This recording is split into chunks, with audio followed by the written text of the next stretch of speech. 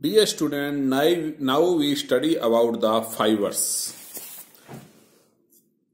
What is the fibers? Fibers क्या होते हैं प्लांट्स के अंदर? हम अब जो इकोनॉमिक इंपॉर्टेंस है, हमारा जो सेकंड बुक्स जो है, सेकंड पेपर जो है, उसके अंदर फर्स्ट यूनिट में है फाइबर्स.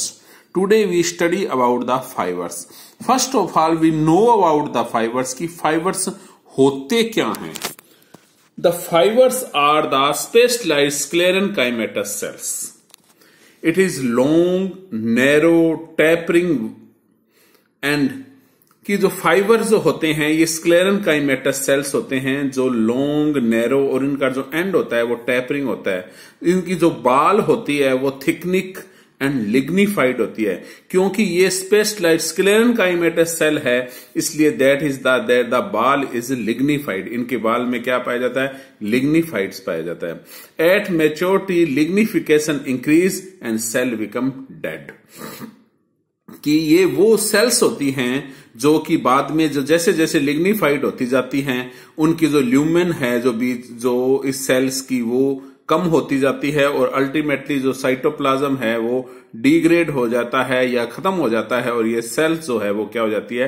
डेड हो जाती है. तो अगर आपसे ये क्वेश्चन पूछा जाए कि व्हाट इज फाइबर्स, तो आप ये कहोगे कि the fibres are a specialised sclerenchymatous cells which are long, narrow and have tapering ends. The wall is thick and lignified and at maturity when lignification is increase they become dead. तो fibres जो उनका main function जो होता है fibres का वो होता है प्रोवाइड द स्ट्रेंथ, मजबूती प्रदान करते हैं, रिजिडिटी, लचीयता प्रदान करते हैं and mechanical support to the plant part. और ये जो प्लांट पार्ट होते हैं उनको मैकेनिकल सपोर्ट प्रदान ये करते हैं. ये जो फाइबर्स होते हैं ये मे बी सिंगली और in bundle and most common they are in bundles. वो मोस्ट कॉमन ये क्या होते हैं? बंडल्स होते हैं. कि जो फाइबर है वो अकेला नहीं होता, मोस्ट जैसे होता दे आर सिंगली और इन कॉमन बंडल्स. कि ये मोस्टली क्या होते हैं? ये बंडल्स होते हैं. On the west of their origin and position in plant. कि ये कहां कहां पाए जाते हैं, किस प्रकार इनका ओरिजिन होता है. They are mainly 4 type. First is the xylary और वुड फाइबर. वो फाइबर जो जाइलम में पाए जाते हैं that is called the xylary और wood fibre. Second is the extra xylary और bast fibre. The fibre which are found in phloem और अदर पार्ट. जाइलम को छोड़कर फ्लोएम में, कोर्टिकल्स में, कहीं भी जो फाइबर पाए जाते हैं that is called the extra xylary और bast fibre. The bast fibre is mainly called in the phloem fibre. Phloem fibre को हम बास्ट फाइबर कहते हैं. स्ट्रक्चरल फाइबर, वे फाइबर जो स्ट्रक्चर मीन्स इसकी स्ट्रक्चर बनाते हैं that is called the structural fibre. And last is the surface fibre. Surface fibre that are found on the surface of seed, surface of the stem, जो surface पे पाए जाते हैं that is called the surface fibre. तो this is the outline of the fibres. Now in syllabus there are the 3 plants that are described here. The first plant is called the cotton and today we study about the cotton. कि जो आपके syllabus में 3 plant दिए हुए हैं, एक तो दिया हुआ है कॉटन, एक दिया हुआ है जूट और एक दिया हुआ है फ्लैक्स. इन तीनों में से आज जो हम we are study about the cotton. Cotton आप सभी जानते हो. कॉटन इज द कपास. कॉटन क्या होती है? कपास होती है. The botanical name is the Gossypium. The genus of cotton is Gossypium. The family is the Malvaceae family and in Hindi we can say is the कपास. एंड द प्लांट फॉर जो use होता है that is the surface fibre on seeds. कि seeds के, कपास के, cotton के seeds के ऊपर पाए जाने वाले जो सरफेस फाइबर होते हैं which are used commercially, which are used for the making of cloth. The cotton fiber is also known as the cellulose fiber. इन्हें हम cellulose fiber भी कहते हैं क्यों कहते हैं? Because it has 88 to 97% cellulose. इन्हें नेचुरल फाइबर भी कहते हैं, इसलिए कहते हैं कि they are not man mades, ये नेचर के अंदर आते हैं, that is the natural fibre. It is also known as the seed fibre. Seed fibre क्यों कहते हैं? Because they are found on the seed, जो सीड के चारों ओर कवर्ड पाए जाते हैं, जो सीड के सरफेस पे पाए जाते हैं, इसलिए इन्हें हम सीड फाइबर भी कहते हैं। तो now we study about the origin and distribution of the cotton fibre. तो cotton fibre in ancient time जो था, उसके अंदर जो कॉटन जो थी, it is grow only 2 separate continents. ये 2 अलग अलग कॉन्टिनेंट्स के अंदर ग्रो होती थी। एक थी साउथ एशिया और दूसरी थी सेंट्रल अमेरिका। तो देखो ये दूर दूर हैं, कहां अमेरिका है, कहां जो इंडिया आता है वो साउथ एशिया के अंदर आता है। तो ये जो एंशिएंट टाइम के अंदर ये 2 कॉन्टिनेंट में ग्रो होती थी, एक साउथ एशिया में और एक सेंट्रल अमेरिका के अंदर। नाउ अब के time it is grow in the USA, China, India, Pakistan, Brazil, Mexico, Sudan, Egypt etcetera, in countries के अंदर ये ग्रो होती है। India is the 4th in the cotton cultivation. India जो है वो कॉटन कल्टीवेशन में 4थे स्थान पर आता है। और इंडिया के अंदर जो मेजर स्टेट हैं जो कॉटन का प्रोडक्शन करते हैं, which are the Maharashtra, Gujarat, Punjab, Haryana and Karnataka and etcetera. ये जो स्टेट है इनमें क्या होती है? कॉटन ग्रो होती है। जो कल्टीवेटेड स्पीसीज होती है कॉटन्स की, वो जो कल्टीवेटेड स्पीसीज है उनको हम 4 जो मेन स्पीसीज हैं जिनको हम स्टडी करते हैं या जिनको हम ग्रो करते हैं, कल्टीवेट करते हैं, उनमें फर्स्ट है the Gossypium barbadense. It is also known as the new world cotton. इसे हम न्यू वर्ल्ड कॉटन भी कहते हैं। और इसका जो नेटिव है वो क्या है? साउथ अमेरिका है। ये सब साउथ अमेरिका के अंदर ओरिजिनेट हुई थी। और इनके फाइबर के आधार पर 2 प्रकार की होती है, ये sea island cotton and Egypt cotton. कि जो सी आइसलैंड कॉटन होता है ये वो कॉटन है जिनका जो फाइबर है वो finest, strong, silky, cream coloured, और इसकी लेंथ जो होती है वो 38 to 51 मिलीमीटर होती है। दूसरा जो आता है गोसिपियम बार्बेडेंस के अंदर, that is the Egyptian cotton.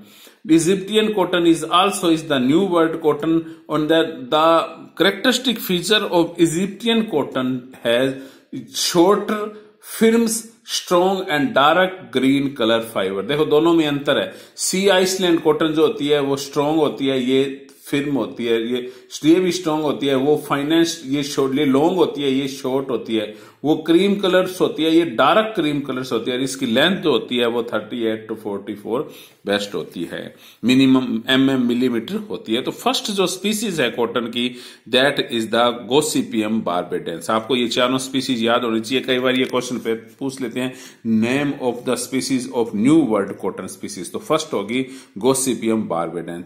Second जो है वो है Gossypium hirsutum. It is also the new world cotton है, but the native is the Central America. इसका जो नेटिव है वो सेंट्रल अमेरिका एंड मैक्सिको। इसका नेटिव क्या है? Central America and Mexico. तो ये 2 जो हैं that is the new world cottons हैं। नेक्स्ट जो स्पीसीज आती है that is the Gossypium arboreum. It is called the old world cotton. ये ओल्ड वर्ल्ड कॉटन है जो पहले से ग्रो रही है। इसका नेटिव है Indo and China. And last is the Gossypium herbaceum. It is also the old world cottons and इसका नेटिव जो है वो क्या है? एशिया। तो आपको ये ध्यान रखना है भी, कई बार ये क्वेश्चन आता है name of the 2 species of new world cotton, name of the 2 species of old world cotton और name of the cotton species. तो न्यू वर्ल्ड स्पीसीज कौन कौन सी है? That is the Gossypium hirsutum and Gossypium that is the barbadense. Barbadense and hirsutum are the new world cotton. और जो old world cotton है that is the Gossypium arboreum and Gossypium is हार्वेसियम। तो these are the 4 species of cotton. All 4 species of cotton are grown in India. अब botanical description क्या है, कैसा होता है ये प्लांट, आप सभी देखा होगा, आपने कॉटन का प्लांट सभी ने देखा होगा। It is a annual shrubs. इसकी हाइट जो होती है वो 2 से 6 फीट होती है। लीफ लार्ज होती है, पार्लियामेंटली लोब्ड होती है। फ्लावर जो होता है वो लार्ज होता है, एक्सिलरी होता है। फ्रूट होता है इसका capsule, that is called ball. और जो फ्रूट होते हैं वो 3 to 5 लोक्यूल्स। इसकी each fruit is divide into 3 to 5 लोक्यूलस, और हर लोक्यूलस में 9 सीड्स होते हैं। और जब सीड मैच्योर हो जाते हैं तो they are covered by the white coloured surface hair, that is called lint और फुज। लिंट होते हैं longest fibre is called lint and short hair is called the fuzz. तो ये याद रखना भाई कि जो इसका जो कॉटन होती है वो सीड के चारों ओर कवर्ड रहती है और ये लॉन्गेस्ट और थिक होते हैं। तो that is the botanical description of cotton. Now we study about the cultivation of cotton. Mostly cotton are grow in black soil. कहां पे ग्रो होती है? ब्लैक सॉइल में।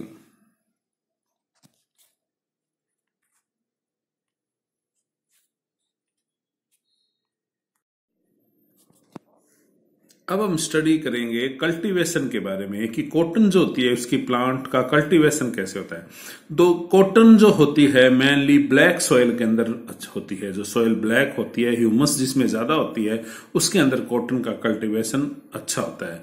कॉटन को हम मार्च और अप्रैल के महीने में ग्रो करते हैं। अब जो होती है कॉटन ग्रो हो रही है और इसका जो हार्वेस्टिंग होती है वो सितंबर और अक्टूबर में होती है। इसमें जो रेनफॉल चाहिए हमें, that is the 40 to 100 inch होनी चाहिए। इसकी जो हार्वेस्टिंग होती है जो वो that is the eight maturity when जो कैप्सूल्स होते हैं जिनके अंदर क्या होते हैं, सीड्स होते हैं। सीड्स जो होते हैं जिनके ऊपर फाइबर लगे होते हैं, जब वो मैच्योर होते रहते हैं, ओपन हो जाता है कैप्सूल, डाइजेस्ट हो जाता है, तो हम क्या करते हैं, कॉटन फाइबर को एक्सपोज कर लेते हैं, इसको अलग कर लेते हैं। जो कॉटन सीड्स होते हैं उनको picked up from the capsule, capsule से बाहर निकाल दिया जाता है। जो पिकिंग होती है इट इज 3 to 4 टाइम, ये 3 या 4 बार होते हैं, जिनमें हम क्या करते हैं कि अलग अलग कॉटन्स के जो अलग अलग कैप्सूल्स होते हैं, इसकी जो बाल जो होती है वो अलग अलग टाइम में एक्सपोज होती है। तो अलग अलग टाइम में हम क्या करते हैं, इनको 3 या 4 बार क्या करते हैं, इसकी चुगाई करते हैं, जिसे आप हिंदी की भाषा में कहते हो चुगाई, दैट इज द पिकिंग। अब क्या होता है कि जैसे कॉटन को हमने ले लिया, कॉटन बाल से कॉटन को अलग कर लिया, अब उसके बाद में इसका यार्न कैसे बनता है, मैं हम उसका यूज कैसे करते हैं, इसका धागा कैसे बनते हैं, इसके अंदर कई प्रोसेस होते हैं। पहला जो प्रोसेस है that is the ginning. Ginning is the process by which the cotton fibre are separate from the seeds. तो गिनिंग के अंदर हम क्या करते हैं कि कॉटन का जो फाइबर होता है उसको सीड से अलग करते हैं। देखो हमने चुगाई कर ली, हमने पिकिंग कर ली सीड इसकी, कॉटन की, सीड्स की। अब हम क्या करते हैं, हमें तो क्या चाहिए, that is the pure cotton चाहिए, प्योर धागा चाहिए। तो हम क्या करते हैं, पहला जो प्रोसेस होता है इसके अंदर that is the ginnings. Second होता है बालिंग्स। बालिंग्स के अंदर क्या करते हैं, the fibre that are separate from the seeds as it comes from the gin in pressed hydraulically into the bell of 500 pounds or 260 kilogram which are partially wrapped in jute। इसके अंदर क्या किया जाता है कि इसको प्रेस किया जाता है, जो फाइबर को हमने सेपरेट किया था उसको प्रेस किया जाता है और जूट के चारों ओर ब्रैप्ड किया जाता है। That this process is called bowling. इस प्रोसेस को हम क्या कहते हैं, bowling. Next process is the picking. Picking process के अंदर क्या होता है कि जो वेल्ड कॉटन होती है, first broken and then pass through a scutcher where they are beaten. पहले इसको तोड़ा जाता है, फिर इसको एक स्क्लचर किया जाता है जिसके अंदर इसको पीटा जाता है, सेकन किया जाता है, rolled to the removal all foreign materials. इसको इस प्रकार से पीटा जाता है कि इसके अंदर जितने भी फॉरेन मटेरियल्स होते हैं वेट विच आर जो वो क्या हो जाए, बाहर निकल जाएं। Now the stand are separate and delivered to uniform layer at last picking machine a sheet form the lap.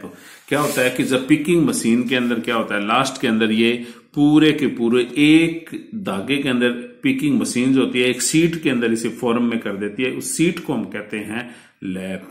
Next is the carding. Carding के अंदर क्या किया जाता है, जो रिमेनिंग लंप्स होते हैं फाइबर्स के are further separated into individual fibre, की हमने जो लैप बनाया था, लैपिंग की थी, जिसमें क्या होता है एक सीट बन गई सिंगल फाइबर्स की। अब इसमें इनको इंडिविजुअल फाइबर में अलग अलग किया जाता है। This is the carding machines and these fibres are parallel to each others. And last is the combing and the drawing. In combings में द शॉर्ट फाइबर होता है उनको रिमूव कर दिया जाता है, एंड ड्राइंग में जो स्ट्रेचिंग इन द फाइबर जो होते हैं उसको स्ट्रेचिंग किया जाता है, लंबा कर दिया जाता है। तो these are the process for the formation of yarn, की हम धागा कैसे बनाते हैं, कौन कौन सा होता है। फर्स्ट इज द गिनिंग, जिसमें क्या करते हैं हम सेपरेट करते हैं सीड से। दूसरा बालिंग्स, इसके अंदर क्या करते हैं हम हाइड्रोलिक प्रेशर देते हैं, जिससे इसमें 226 किलोग्राम्स के अलग अलग जो वो बेल्स बन जाते हैं। पिकिंग के अंदर इन्हें पीटा जाता है, जिससे इसमें फॉरेन पार्टिकल्स हैं वो अलग हो जाते हैं, और लास्ट में एक सीट बन जाती है इसकी, सिंगल धागे की एक seat, that is called lap. Next is the carding के अंदर क्या किया जाता है कि दो ये धागे होते हैं इनको सारों को अलग अलग किया जाता है, इंडिविजुअल किया जाता है। And last is the combing and drawing, इसके अंदर जो फाइबर्स होते हैं इनको स्ट्रेच किया जाता है, लंबा किया जाता है। तो these are the process by which the cotton is converted into yarn, धागे के रूप में ये क्या हो जाती है, कन्वर्ट हो जाती है। क्या क्या कैरेक्टरिस्टिक होते हैं भाई इसके, जो कॉटन का फाइबर होता है। द फाइबर्स है that are the translucent, flattened, twisted and tubular cells which are with untwisted tapering ends, कि ये जो होता है ट्रांसल्यूसेंट होता है, फ्लैटेड होता है, ट्विस्टेड होता है। देखो ये है twist, that is the twisted. इस प्रकार ये क्या होती है, ट्विस्टेड होता है, मुड़ा हुआ होता है, that is the characteristic of cotton fiber. At last we can study about the use of these cotton fiber. क्या क्या यूज होता है ये आप जानते हो। It is A cellulosic fibre, इसके अंदर 88 से 97% सेलुलोज पाया जाता है। इसके अलावा इसमें पैक्टीन, प्रोटीन, वैक्स, शुगर भी इसके अंदर होती है। पहला जो इसका फंक्शन है, जो इसका यूज है, that is the cotton fabric cloth, cotton के क्लॉथ बनाए जाते हैं। Second, it is the whipped with synthetic fibre to improve quality. जब हम इसे सिंथेटिक फाइबर के साथ मिला देते हैं कॉटन को, तो उसकी क्वालिटी को ये क्या कर देता है, इंप्रूव करता है। जो अनस्पून कॉटन होती है वो पिल्लो और कुशन्स को भरने में काम आती है। जो एब्सॉर्बेंट कॉटन होती है यूज इन सेलुलोजिक इंडस्ट्री, की जो एब्सॉर्बेंट्स कॉटन है इसका सेलुलोजिक इंडस्ट्री में यूज होता है। जो मर्सेसाइड कॉटन होती है, जो mercerised cotton is made by the treating fibre with caustic soda which import silky appearance, की जब हम इसको कास्टिक सोडे से इसको ट्रीट करते हैं तो this cotton is called mercerised cotton, और इसकी जो अपीयरेंस होती है वो क्या होती है, सिल्की होती है। जो मेन कॉटन होता है वो सिल्की नहीं होता, but when it is treated with caustic soda it is called mercerised cotton and their appearance is the silky. इसके अलावा इसका जो सीड ऑयल है वो यूज्ड होता है। इसका सीड जो होता है कैक्स में कैटल फूड, इसको कैटल के फूड में भी इसका यूज किया जाता है। तो दीज आर द कॉटन। आज हमने कॉटन के बारे में पढ़ा है। Thank you.